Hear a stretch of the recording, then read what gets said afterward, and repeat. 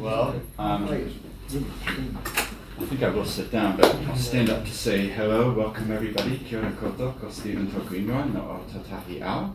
My name's Steven Moe, and I've hosted this podcast called Seeds for the last 2 years, and I've really enjoyed it. And one of the things when I started it is that I felt like there was a gap in the market in the terms of audio is such a powerful way to communicate with people. And so it's really great to see so many of you probably agree and maybe are looking at starting your own podcast or at least understanding the process.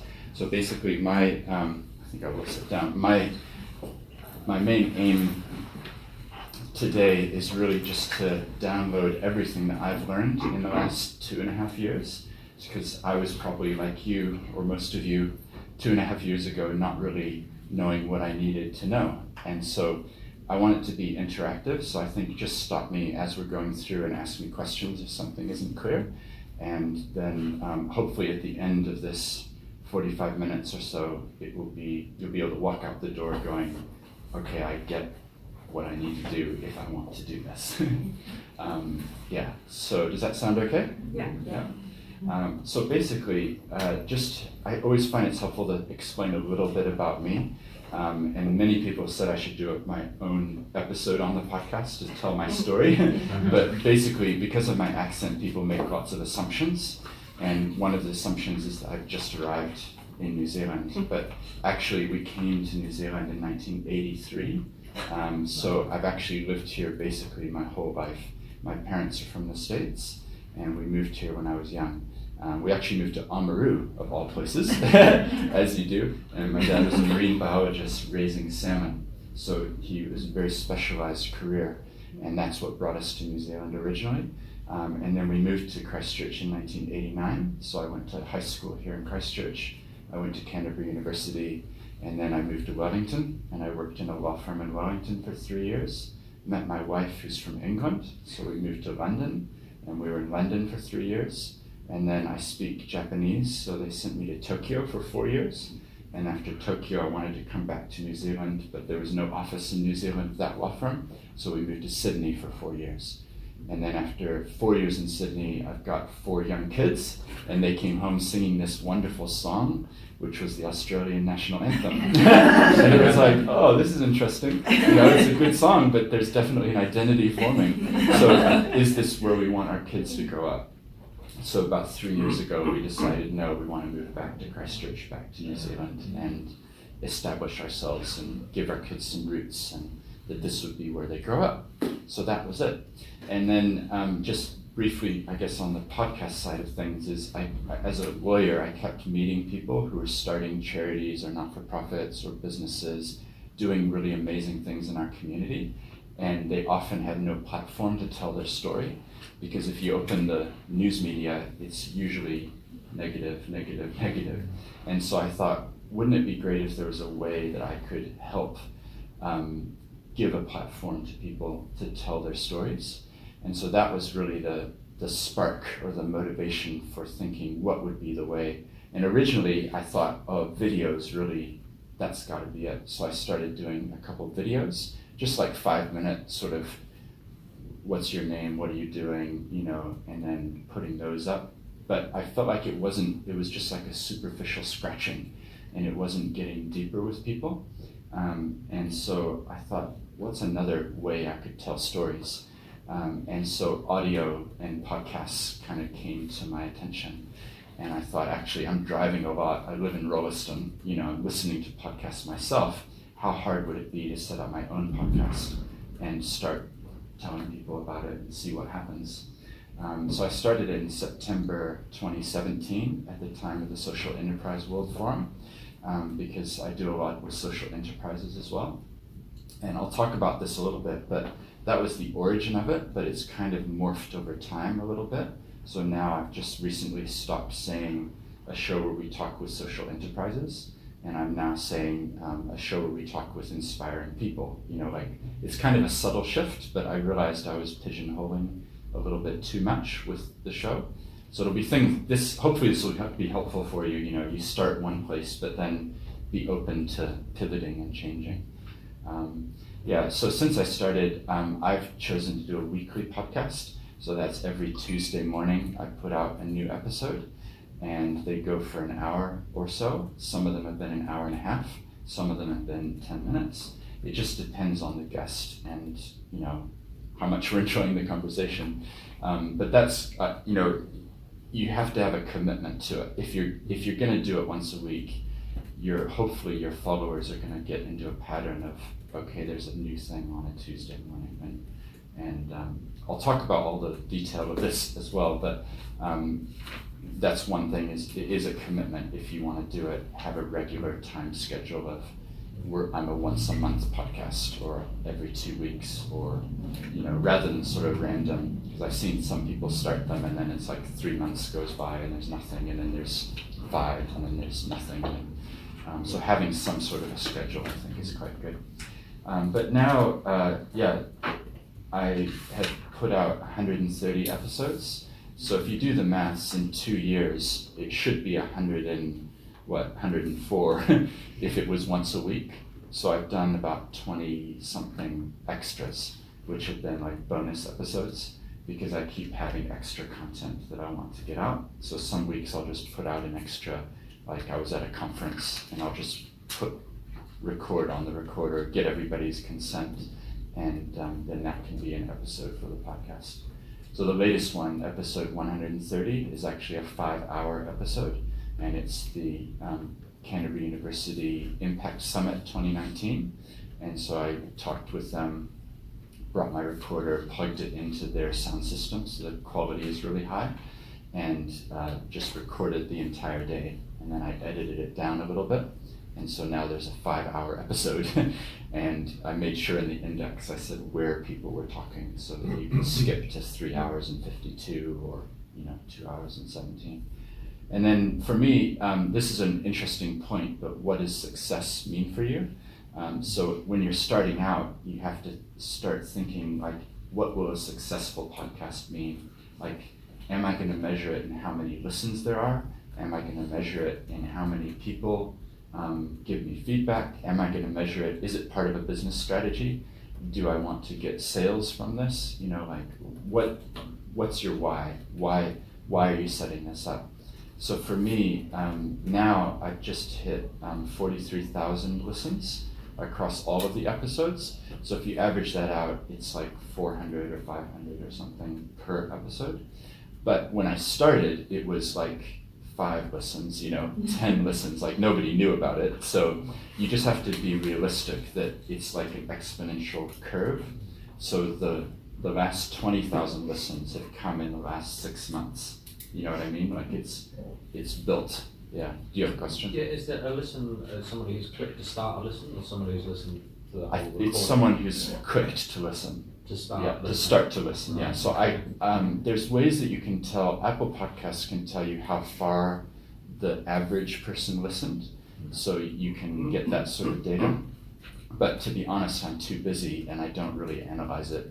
And I just figure some people will have clicked and listened for 5 minutes, and maybe it helped them, or maybe they thought, I'm not really interested in infectious diseases in Nepal, or whatever the topic was. Yeah, and I'm okay with that. But the thing I do take heart from is it is active clicks, because on YouTube and particularly Facebook, there's quite a few videos that automatically start playing, and you look at them and it's like, wow, 15,000 plays.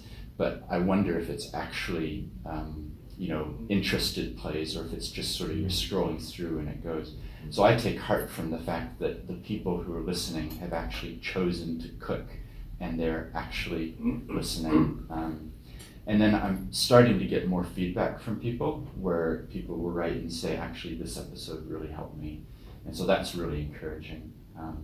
Probably the most profound feedback I had, some of you, if you've listened to the podcast, there was a guy named John Hammond who I interviewed. So he had terminal brain cancer, and I interviewed him, and he died 2 months after that. And we knew that was coming, and he shared about his whole life. So my podcasts go pretty deep. Like it was really a tough interview, and particularly like, what would be your message for your grandchildren, And so we're both kind of, it's quite emotional. But his son wrote to me about a month after and said, "Thank you so much for recording my father's voice. Now we have a record of his life." So for me, that was like, well, this justifies the whole project, this family has been, in a way blessed with the sound of their father, and he's telling his life story. So, but the point is, how do you measure success? You have to be really clear with yourself. Is like, if 5 people listen, that might be success because those 5 people may be activated and really have learned something, and that's great. Whereas if 10,000 people listen but no one changes, then it's not really that much impact. So you have to judge for yourself what impact is. And for me now, the statistics, like every day, because I can show you the product or the platform I use. It's called Libsyn, and Libsyn has stats day by day, and it breaks down by country and by region who's listening. I don't know the identities of the people, which makes sense, but I do know exactly how many people listen in a day. So like on Tuesday, I think there was 157 listens in that 24-hour period, and the day before that there was like 120 listens. And so then you can click in and you can go, okay, someone in China listened, and someone in Mongolia, and someone in Kenya. So it's quite fun. Like I'm happy to show you. It's like a map of the world with the different countries highlighted that have had listens, and it will show you which ones have had heavy listens. Like obviously, because I'm here, New Zealand gets way more listens. But it's surprising, like America, I think in the last 3 months it's had like 1,500 or 2,000 listens. So over time it's building. And I think it's a word of mouth type of podcast where people tell each other, and I'm not really spending money on sponsoring Facebook ads or anything like that. So I just feel like if the content is good, people will appreciate it, and then they'll be the best ambassadors. And like if each of you tell a friend and they tell a friend, yeah.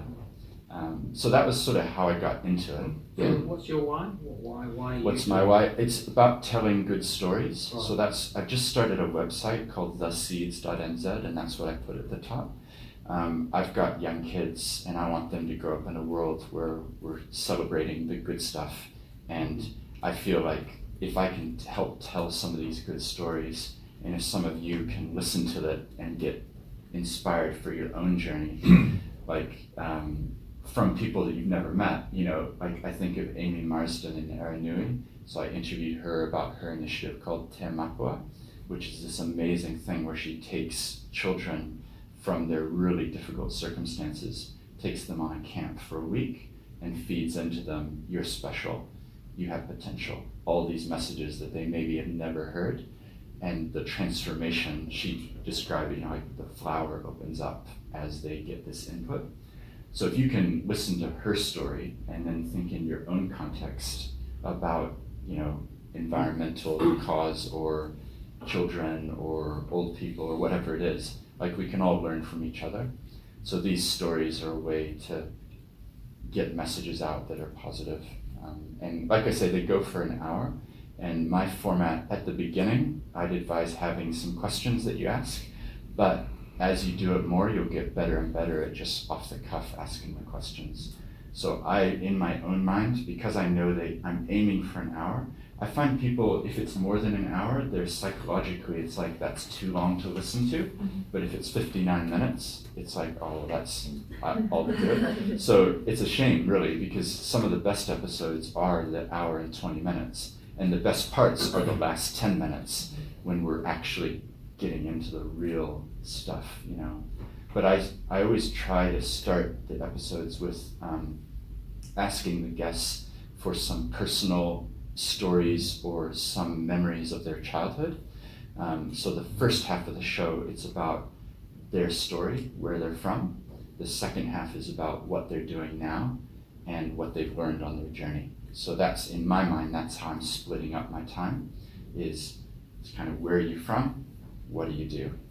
Yeah, and then the fascinating bit is what you do links back to where you're from. So that's really the connections I'm trying to draw. Is like I did one with a film director, and she had never even thought of this before, Marcel, and I asked her about her childhood, and she's talking about it, and then she says, yeah, and my grandfather was influential. How was he influential? Well, he taught me how to paint. And then she starts making these connections between her childhood, learning from her grandfather about painting, and now being a film director, using color and image to tell stories. And she's like, oh, I never really realized that it was my grandfather who died in 19 whatever, decades ago. He helped shape my story. So it's those sorts of, I feel like that's really profound. And for each of us, our stories have some origin in the past, and if we can connect with our past as well. So that's really what I'm trying to do with the podcast. And then often if you listen closely, you'll hear me say, I'm just curious, And the reason I'm doing that is I'm trying to frame the curiosity is critical to storytelling and hearing each other's, really listening to each other. So by using the words, I'm just curious, I'm hoping the listeners also will have a sense of curiosity, so they'll go into their lives with, I'm just curious, why did you, and that will then deepen our conversations. Because I really feel our Western culture is very superficial. How are you? I'm fine, thanks. How are you? I'm fine. Busy? I'm busy. That's the standard answer. So if we can go a bit deeper, and these interviews I do, and I go there, what was it that shaped you into who you've become? Like if we can have those deeper connections and conversations, then I think it's going to benefit our whole society. So yeah, those are some of my thinking or reasoning into how I've framed the conversations. You might be interested as well, I'll come to you in a second, you might be interested. Originally, I was doing lots of research and I was looking at TED Talks, which basically are 18 minutes long. Some of them are 19, some of them are 17, but basically I think that they're averaging like 18. And so I thought, well, my podcast needs to be 18 minutes to keep interest, keep it short. No one wants to listen to an hour. But I ended up realizing that 18 minutes is like, it's gone so quickly. So this will be a decision for you, how long you want your podcast to be. You could choose to do a short form, like a 4-minute, 5-minute thing. That would be interesting, but it would be quite different to my one, which is like, I'm willing to sit and really listen and listen actively.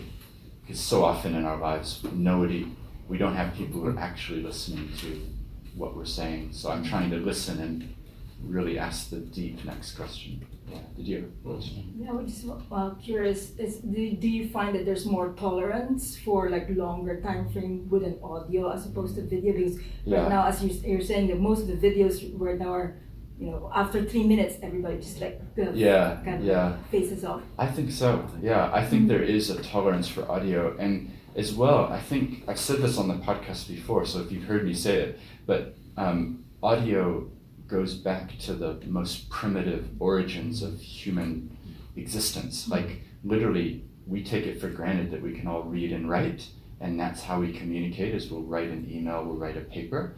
But all of the people in this room, unless you come from aristocratic backgrounds, 300 years ago, they were not reading and writing. They didn't know how to read and write.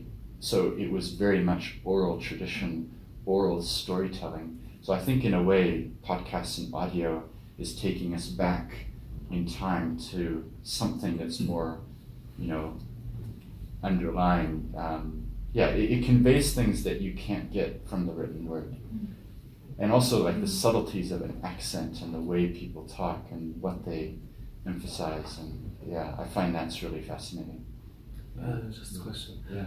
I'm a little bit, I'm not sure. Looks like audio or broadcasting is the most hard way of communication because you are losing two parts. Except for communication, we have a tone, we have a voice, and all body language. Yes. What body language represents almost 60 or 70% from the communication stuff. I'm glad you raised that. The issue now to get attention of the people. You need really to have special voice, a special topic, which is more complicated. Yeah. That's it, with the video, it will be easy to get in contact with people. Yes. This is my first point. Second point, like she said, really, that's it, more than 10 minutes, 15 minutes, you have to book time in your day to listen to 1 hour. I used to follow a lot of sites on the web. When it's about 10 minutes, I just go immediately. When it's about 20 minutes, 1 hour, I need to have a special time and prepare my mind to that, Sure. which is more challenging. It means you will attract less audience. Yes, I agree with you in some parts and not in other parts, but I think I probably have fewer listeners because I deliberately have chosen the long form podcast, but I don't want to compromise the quality of what I'm doing. And I feel like if I did that, I would be in a way selling out to the fast-paced churn of I've only got 5 minutes. And I actually want people to be challenged and go deeper with it. Because sometimes your emotion, I guess, you've got to get in with who you're interviewing to actually Yeah. get that emotion and that trust And- coming through, and the emotion and the voice telling the story. It can take 5 minutes to build that relationship. And that's why my opening question is the tell me about where you're from. Because if I can get them to tell me something from their childhood, then it's built a trust between us. Because people don't talk about their childhood much, right? So that's part of the reason I asked that as the opening question. I'll come to you in a second. I was just going to add to that. Oh, you're gonna add, yeah. But can I just address the one other thing, the body language point? So this is a critical thing. If you do a podcast and it gets successful, you'll get asked, can we do it by Skype or Zoom? And can we just record the audio? Every episode I've done has been in person. And the reason is that I think that body language and the face-to-face, I'm looking you in the eye and I'm asking you this hard question. I feel like that's really important to me. So I get asked quite a lot, like, oh, I'm in Auckland, oh, I'm in Texas, oh, I'm in the UK, but let's just do it by Zoom or Skype. That would work, and many people do that. But I feel like for my podcast, I really want to be present and actually with the person rather than having a screen between us. But that's a decision that all of you have to make on your own. Like I could easily, if Barack Obama wants to do a Skype, then I'll probably find a way that, that's but the point is that I take what you're saying, but I feel like if I'm, as the interviewer, if I'm the person in the room reading the body language, then I'm able to capture lots of that emotion through the audio and what I'm saying. So I'm really conscious of it, but that's been my strategy is to have them present. I think it's really good to talk about, because I'm just pondering the question as well, how long should my podcast be? And I know we first talked about half an hour is enough, and I've actually moved past that, because people actually make time for podcasts. It's a different, you listen to podcasts at different times of the day than when you're watching something, you're sitting in front of the computer. So it's when you go for a walk or you have a long drive, or you actually want to have that time. People know that they're going to dive into this, and you're right, the intimacy of the listening comes from people being together, but also knowing we've got time, and you can go out to have at least 45 minutes to an hour is a good minimum. Do you think it's a great topic to talk about? It depends what you're doing. Clutter, noise, confusion. To make time for 60 minutes to listen to something once a week. That's a great, in my opinion, today's clutter and the noise and badges and Facebook and all that. It's like a little break. Well, it's taking that deep breath, like, okay. And if people come to it with that attitude, then they'll get more out of it as well, rather than just as, I'll listen to 1 minute. Because that's the what I'm trying to counter, and hopefully it's encouraging to you, is we're actually trying to get past that superficial, tell me what you do, but I've got 30 seconds. Give me your elevator pitch. What I'm trying to do with the podcast is go a bit deeper. And I actually have somebody who I interviewed here in this room, Emmeline. So, we talked about your childhood in the Philippines and what it was like growing up. And so that, that intimacy starts from the start. And then I can ask her about space travel and colonization of Mars. And, it all adds to the story, and it's weaving together a person's life story. Yeah. So yeah. Just on that long form type thing, I must admit, for me, I like to have a bit of an idea of what it's about. Am I going to listen to it? When you're doing your podcast, do you have a teaser to the following one? Do you record one and then it's a week and a bit later you do? Yeah, if you go back in time, the first 15 or so, at the end of the podcast, I would say, next up, we'll be speaking with Leanne Dalzell about what it's like to be a mayor. Here's a short extract. Yeah. And it would put 1 minute. Yeah. But the problem is with 4 children, full-time work, like to take the time to listen through, okay, I'm going to pull out that minute, I'm going to add it in over here. It's probably not that long. It's probably an extra 15 minutes of editing and things, but it's just that extra level of, So, and also I'm so flexible. Like I might interview someone on a Sunday night and put it up on the Tuesday morning. I don't want to be bound by, I said I was going to do this and, I'm just wondering if there's a correlation between having a bit of a teaser and the number of listeners, because I know certainly for me, if I was listening for an hour, I do have to commit to that. It doesn't arise in my calendar. I think the way to do this is the journalists, they have to have a teaser for the next, because like you said, then that binds you. But you can have a teaser at the beginning of your podcast, say, today I've got an hour with Leanne Dalzell and we're going to touch on this and this and this, and you pick out some highlights. So there's a bit of a teaser, a bit of bait for those people who decide to stick around or not. If I can, because I do edit every episode, so as I'm listening back, now I've done it enough where I pretty much know where there was a mistake or something, so it doesn't take me as long to edit, and we can talk about that, but I'll usually try to pick out 45 seconds where somebody says, and the reason I blah blah blah is blah blah blah, and I'll put that at the beginning, and I'll say, here's an extract from this interview. Now, let's get into it. Very briefly, I don't want to get time. This is actually symptomatic for today, is I don't have time. So I do believe we all have 5 or 6 or 7 areas in our day, walking the dog, driving the car, doing the dishes, mowing the lawns, where we can listen to something cerebrally, mindfully. It can be done rather than looking at schedule it in. Well, that's my hope, and I certainly, my driving time, I used to listen to the radio, and now I listen to podcasts, and I've got my own favorites, like Krista Tippett on Being. It's a great one. I'd love to be what she does. It's called On Being. That's it, and it's a really great one. It's a really long form podcast. Again, they go for an hour. She puts up her unedited conversations as well, and often they'll go for 2 hours or an hour and a half. In 2 different episodes. 2 different episodes. That to me would be quite interesting. I mean, with my ones, because I'm doing this as a hobby, aside wanting to tell good stories, I actually don't edit them that much because I've gotten good at asking questions and I know how to make the flow work. So, I just interviewed a guy named Lord Thomas of Cwmgith, a Welsh town. So he's a peer in the House of Lords, and that one's about 47 minutes, and I'll probably edit it to like 45 minutes, because there was one little bit I'll take out, but everything else I'll just let it run. It's just a natural conversation. And originally I used to go through and if somebody was talking, and take out the but that's very time consuming. So you have to kind of think about it. Do you want to spend the time on that or not? And being a newbie, this is complete new for me with the podcast.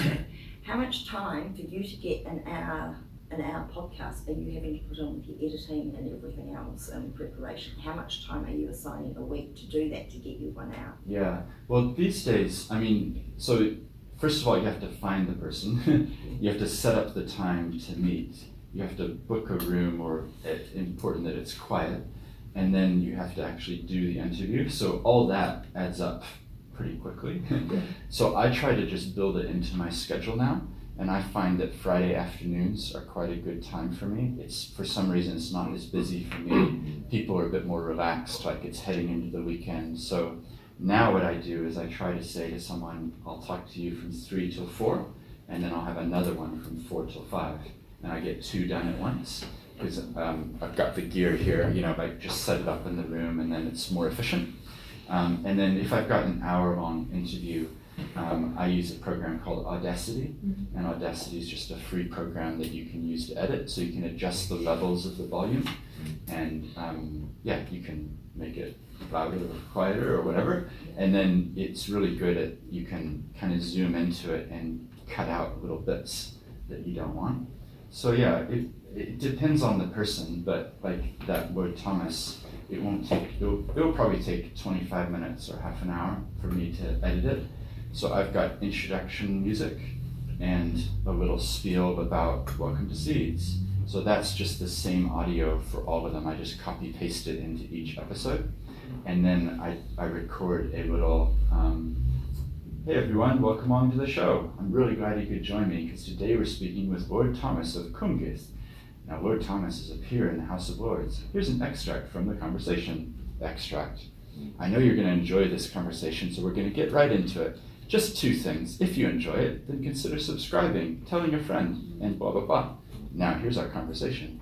So, yeah, and now I've done it enough where it's easy for me to just but originally it took long, to think about what am I going to say. And I don't have a sponsored podcast, so I work at this law firm, Perry Field, and they've been really generous in letting me use the facilities, and they support the podcast. But I don't have like here's a message from our sponsor, which lots of podcasts do because they're trying to monetize it. But it kind of makes me cringe, like I just like it's my direct communicating with the audience. So, but that's a choice that you have to make. The reality is a New Zealand-based podcast probably isn't going to get millions of listeners and make you hundreds of thousands. So it comes back to your motivation. Why am I doing this? If it's for I think people recognize if it's for pure motivations, then they'll listen more likely than this is a cynical ploy to get customers and to sell sponsorship. So, yeah.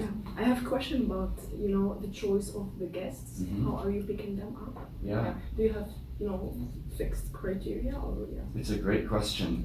My criteria are, I feel like every single person has a story to tell. So I could interview each one of you in this room and it would be an amazing podcast. So basically these days I go on word of mouth recommendations. Is somebody will say, oh, you need to talk to this person. And usually the reason that they're put forward is that they've done something that's quite cool. And my brief is I want the listener to be surprised at how different the person is to the week before. So I can talk with Lord Thomas, a House of Lords peer, but the week before I was talking with Zara Husseini, who came to New Zealand as an Afghani refugee, age 12. The week before that I was talking with Shanna, who's 11 years old, about what it's like to be 11. The week before that I was talking with, like every single time it's so different. And then if you listen to enough, you realize that there's a theme running through it of purpose and people living their lives with purpose, using the time that they've been given on this earth, which is short, and actually making a difference in some way. So I guess that would be my criteria, is it's inspiring people, making a difference in a positive way. And I know that each person won't be of interest to everyone. Like Ben Reed on artificial intelligence, he's the head of the AI forum. That'll be of interest to some people. And Natasha Zimmerman on belonging and community, that'll be of interest to other people. But I figure that because it's so diverse, that's the unifying theme, is how diverse it is. Because I would get a bit bored if it was like, we're talking with entrepreneur John Smith today, next week we're talking with entrepreneur blah, blah, blah. So I like the beauty of, tell me about Iran. What was it like in Afghanistan before you moved here, age 12, not speaking English? Contrasted with, you're doing your PhD in community and belonging. What do you study? It's more interesting for me too. And you have to remember as the interviewer, what's going to keep it fresh for you? What are you going to be interested in telling the stories of? If you do it weekly, it's quite often. So you have to be interested as well. You talk about it being a hobby. Yeah. I guess there's the element of knowing how you can commercialise it. in communications, it would be really nice to get paid to do some of these. Yeah. So how do you see that? Well, I guess I think that you can commercialize podcasts. It is possible, but you have to build an audience and show that the audience listens to you, for better or worse. I guess that's the way it is. So, but if you were on a particular topic, I guess, like if you were really specific about, I talk about things, graduates coming out of the University of Canterbury, maybe the University of Canterbury would have a budget for paying you to do that, or something like that. If there was a tie-in, like I don't know where you're all from in terms of your organizations, but maybe there would be some of them who would say, we've got some money to help set this up. It fits, it aligns with our values, and yeah. I think you've got to look at your motivator. Yeah, you if do. you're a community gifter or an educator, you can do it 3 hours a week. You're putting that to the universe. That's right. Yeah. If you want to build a business or a brand, that's another kind of Yeah, motivator. although I'll respond to that because I do think New Zealand tends to support entrepreneurs in certain quarters, and why it is that creatives and those that want to inspire and things don't tend to get recognised in New Zealand. That's just throwing it out there. Yeah. And there's a lot of hard work in that area. Yeah. And it And I contributes think a lot. at the end of the day, it does come back to your own motivations, and you got to look and what are your reasons for doing I this still got to thing. put food on the table. You right? do, yeah. But I mean, it's amazing now because I've done it 2 years, right? Yeah. So I've met a lot of people. So frankly, I would never sit with Leanne Dalzell and have a conversation about her childhood in normal life, But because of the podcast, you can say to people, hey, would you like to be on my podcast? It's an opening of a door that now, like she knows who I am. So that's a good thing, I think. It's an avenue to get introductions. And if you did a podcast and you wanted to meet a particular person, it's a different email to, hey, would you like to have a coffee? To, hey, I do a podcast. Would you like to be my special guest? So it can be used that way. And then the other thing is, because I've done a lot now, people kind of know me a bit. So like the other day, I was at the Canterbury Champions of Business Awards, and I was at a table, and the person sat down next to me and she said, I know you, you're Steven Moe. I listened to your podcast. So it was like, that's pretty cool as a podcaster, as an interviewer, because it's a very intimate thing. So if any of you have listened to my podcast, you probably feel like you know me a little bit because you've heard me ask questions. You kind of have listened to me, probing people like, what motivated you? And now you feel like you know me.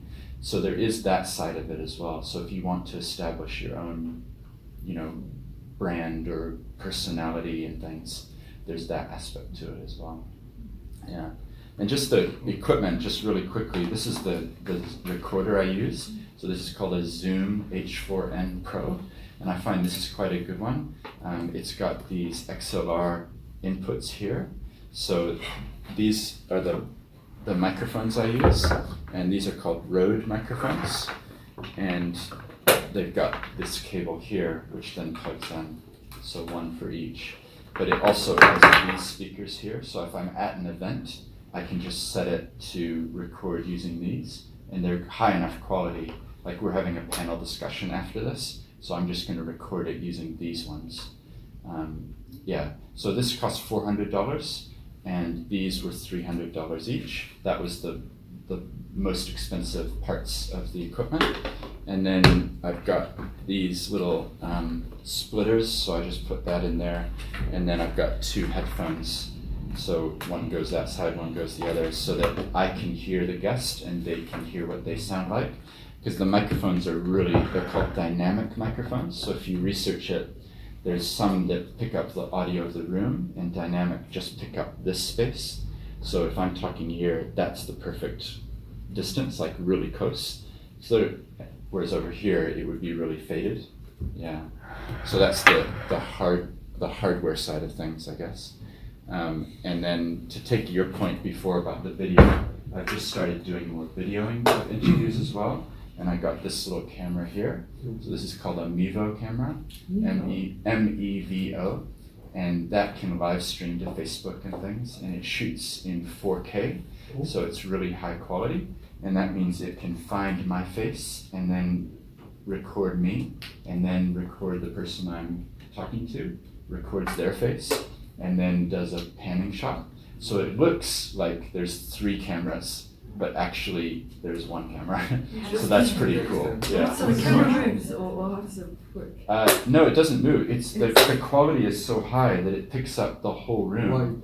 Yeah, while you're recording, and then you set it to zoom in on a face, Oh, I zoom see. in on. When you Yeah, edit it finds it. the faces. No, it's as it's happening. Okay. How much So there's you no- looking for something like that? I think this was about 700 or something like that. So it's not like it's 10,000. Yeah, and that was about a year ago I got it. I did buy it in America, so I'm not sure the pricing here, but if you Google Mevo, it would be, yeah, it's around. So it's another tool. The issue I have is the time issue, which is the audio I've got is incredibly high quality, whereas this audio isn't as high as my recorder. But then, like, okay, I need to sync them up, and it's just that extra time to do that. And so yeah, I don't do video for every single episode because it just takes it's an extra hour. Like if you edit the video, and then I need to put a title. What was the date? Who was I talking to? Now I got to upload it. Oh, it's not uploading. Why isn't it uploading? Like it's just extra delay. Yeah. Did you learn about, how to do editing and, podcasting, or it's error and trial thing? Yeah, it was mainly error and trial. I did go down to Plains FM and talked with one of their audio people, but that was mainly just Audacity, which is the program for editing. It was helpful, but I watched a lot of YouTube videos. Okay. Yeah, but I actually did an episode about how to do a podcast, a bit like today's one. But I talked about slightly different things, so if you're interested, you can look that up. And I recorded that as well as a video. People are more comfortable with audio recording or video recording? Well, I always ask the guests, do you mind if I record the video? Nobody said no. Everyone's like, yeah, that's fine. I don't really And once care. it's recorded, you upload it to iTunes, or how do you For the podcast? Yeah. Yeah, so what you end up with, the raw audio quality is incredibly high. So it's like almost 1 gigabyte for each interview. So that's a lot of data. And then Audacity, you end up compressing it and it becomes much smaller. So like an hour-long episode might be 60 megabytes, something like that.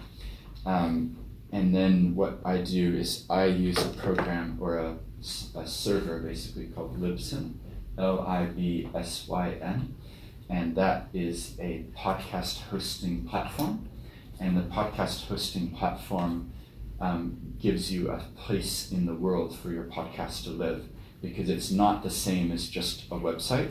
It's actually, you get what's called an RSS feed, and the RSS How much does feed. it cost? It depends on the subscription, how much data you upload. So I got the plan where I can upload 400 megabytes a month. So that's quite a lot. Like that's more than enough for me doing a weekly podcast, and that costs $20 US. So it's about $28 US. It's a monthly thing, yeah. Okay. So that's my only ongoing cost apart from my time. Sorry, the numbers there, you talked about your production quality is about 600 megabyte. Yeah. And the plan is 400 megabytes? Oh, no, the raw audio file is huge. It's like 1 gigabyte, but then when you edit it and then you export it to be an MP3, then it reduces the size to, then it's like 60 megabytes. 60. So 60 times 4 is what, like, it's less than 400. So that's how it works. Yeah, 240 megabytes. So I still have, usually every month I still have, and then what happens is it rolls over every month. So then you get a new allocation of 400 megabytes in the next month. So if I haven't used up all of my audio allocation in a month, sometimes I'll just upload a random 60 megabytes for a future episode, and then it will roll over into the next month. I'll get 400 megabytes, and then I can just replace that audio So do you get rid of, once you've uploaded it, are you deleting what you've got on the server, or you're keeping it there? Or It's all on the Libsyn server, Forever. so it just stays there, yeah. So that's the beauty of it, is every month I can upload 400 megabytes. So over time, like there's 130 episodes now, so that's a lot So of that's a lot of data. data to Yeah, store yeah, yourself. but I don't worry about that. Once it's rolled over, it's there. But like the 5-hour episode, that was 250 megabytes, I think. So I ended up buying a little bit of extra data for that month, but it was like $5 for an extra 100 megabytes or something. It wasn't much. Yeah. Did you upgrade your equipment over time, or did you just go straight in for the expensive stuff? I went in with the expensive stuff because I wanted to give the user the best experience possible from the beginning. And I think that's the right approach. But having said that, these are really good quality. You don't have to start with that. I know you could actually record, just with a phone. It's just if you listen to it, it sounds a bit tinny, and the richness of this audio it's really high quality. So I felt like I wanted to respect the listener, like whatever they're doing, mowing the lawns or driving or whatever, like I want it to be a good experience for them. Yeah, so if you can afford it, I'd say go for the top quality. But that's the main equipment. And then just with the marketing side of things, Libsyn gives you a free website as part of your hosting platform, but it's relatively limited what you can do with it. So what I did is created another website called thescience.nz, and now that's way more flexible. So I've got a videos tab, I've got an articles tab, I've got a podcast tab, I've got an impact lunches tab, and yeah, so that was my strategy. Do you work alone, or you have someone? Yeah, it's just me. Yeah, Okay. I've done everything. I mean, if you can have a team of people, it's much better. So if there's people who are interested, I'll just pass this around so you can each take one if you haven't already seen it. Yeah, and then it really is about word of mouth, and what I'm trying to do with it is that if I can get a listener to become an ambassador for me, that's way better. Because I can say, yeah, it's a great show, and it's like, oh yeah, of course you think that. Whereas if I can get somebody else, if Helen over here says, hey, you should listen to this show, particularly if they post about it on social media and tag in the site, like the Facebook page, then I notice quite often I'll get more likes of the page because this other person endorsed it. And with the guests as well, I always try to give them the message like, I'm telling your story, but it's up to you to help spread this. So if they post about it, it's obviously better. And then my theory is that over time, if I got 5 new people listening to each episode as a result of we're friends of Natasha, so we're going to listen, and then they start going back into the back catalog, then it will keep going up. Yeah. But ultimately, it's not so much about the numbers, it's about the quality.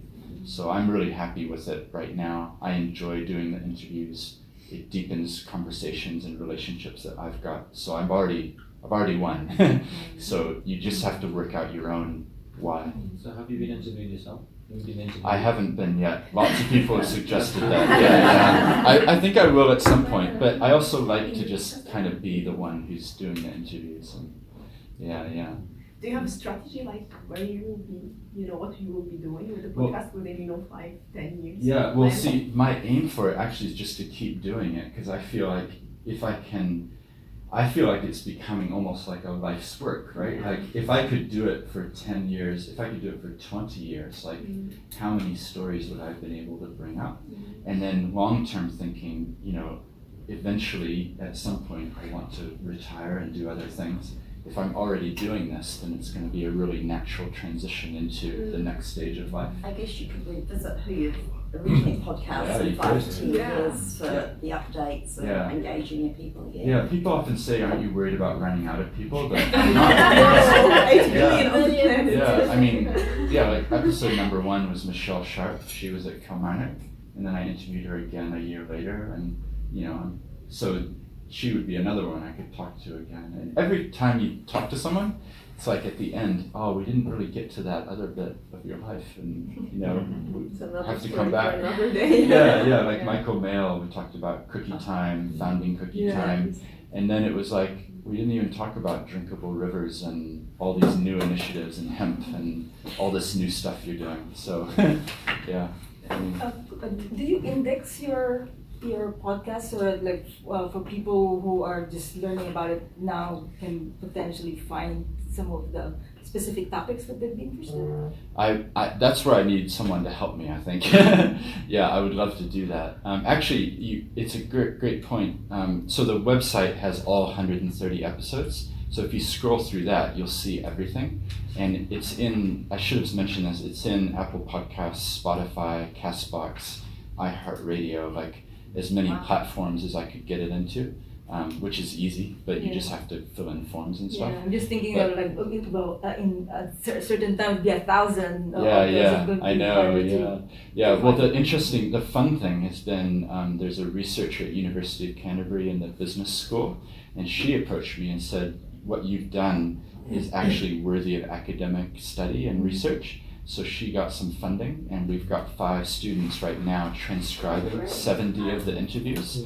And so she's going to be looking for themes and trends about what motivates people to start something, like from childhood and parental and Is that Natasha?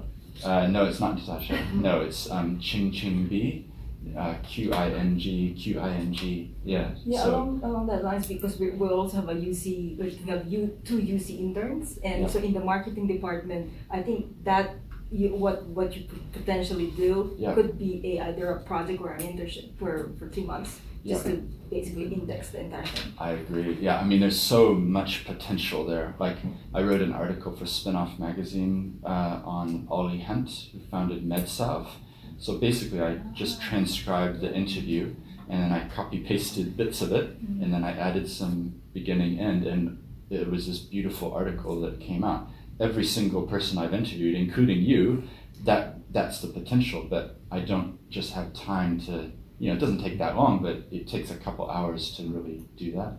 I've done it for several people, Dr. John Vargo on organizational resilience. So that was a great Ideologue published that. And I mean, we could go there, but how do you spread the word about what you're doing? I try to get it out in other platforms. The Future of Learning conference on Monday and Tuesday, I'm an event partner, so I'm going to record all that audio, and then we'll see what happens. They've let me record with 4 or 5 of the main speakers come from overseas. Yeah, so, and then you start reaching out, like I saw that Lord Thomas was coming to University of Canterbury, so I wrote to Ursula Cheer, and she said, talk to this person, and then we were talking, and so. So that distribution to other platforms, whether it's Spotify or Apple, is that done through Libsyn? Through Libsyn, yeah. Okay. You just, within the Libsyn platform, you have to check which ones you want it to go to. I think some, like Google Podcasts, I've had trouble getting it onto there. I don't know why. I'm not sure if they're even active in Australasia. Have you heard of Anchor? Anchor? No, I haven't. Yeah, it's It's another a good platform. Yeah. I know a young guy who's doing podcasting, and you've got to use Anchor. Okay. Yeah, well, I get I people say like, oh, you need to be on Castbox, you need to be on this, and the reality is I feel like as long as there's something for Android phones and something for Apple phones, then it's up to them to, I mean, it's on Spotify. Spotify, pretty much everybody knows they can download it, it's free. Yeah. So hopefully this has been helpful for you to get a download on, and I'm happy my email's on the back of that card, so I'm happy to answer questions. Like, part of the reason of doing this is I want to empower a whole bunch of us to be doing podcasts, and hopefully you'll spread good stories as well, and then if it's like, oh, that person helped me, then I'll feel really good. And when I started, there was a guy named David Benstead who did Twice podcast in Wellington, and he gave me some tips and pointers. So it's all, and if some of you do it, then someone will ask you and we can help them, and it's all a big circle of, we help each other. Out of interest, what do you do at Berryfields? I'm a partner here, and I work mainly in the corporate and commercial area. So I'm helping companies to buy and sell things. And then I have a particular specialty within social enterprise and businesses for good. Hence the connection with Michelle. Hence the connection with Michelle and others. And I do lots of work for charities and not-for-profits as well. Right. So that's been a reinvention for me coming back to New Zealand. So yeah, so I'm always keen to do legal work as well. But the podcast has been a great initiative to do as a side project to tell the good stories. Yeah. You know, she's gone very further now. Yeah, I know. Yeah. We have a lot. She speaks Spanish as well, so we often have chats. Yeah. So, but I guess if I could leave you, if the one favor I would ask is check out my podcast. And if you don't mind, there is one thing. There's something that people can do if you've got an Apple phone. Is you can leave a rating and review. So I'm at 49 ratings and reviews, and I'd love to get higher, because I think it does help their algorithms of placing and things. And it takes 15 seconds for you to swipe across on the stars. So that would be something you can help with. And then if you look at the card I handed out, if you could give it to somebody else, then that helps to amplify the message, But if you think of people I should interview, then drop me a line. If I can help you further, drop me a line. I wrote down a lot of this stuff on an article on the website.